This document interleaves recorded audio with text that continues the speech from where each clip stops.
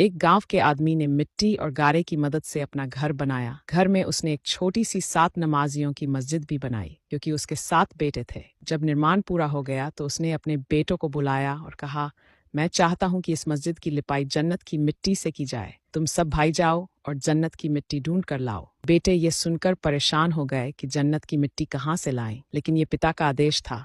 तो 6 बेटे खोज पर निकल पड़े, जबकि सबसे छोटा और 7वां बेटा बीमार था, इसलिए वह घर पर ही रहा। शाम को सभी भाई थके हारे खाली हाथ लौटे तो क्या देखते हैं, छोटा भाई घर में एक बोरी में मिट्टी भर कर बैठा है। पिता ने हैरानी से पूछा, बेटा तू तो घर पर ही था, फिर तुझे जन्नत की मिट्टी कहाँ से मिल गई? छोटे बेटे ने जवाब दिया, मैं सारा दिन माँ के पीछे पीछे चलता रहा। जहां जहां वह कदम रखती थी वहां वहां से मिट्टी उठाकर इकट्ठा करता गया।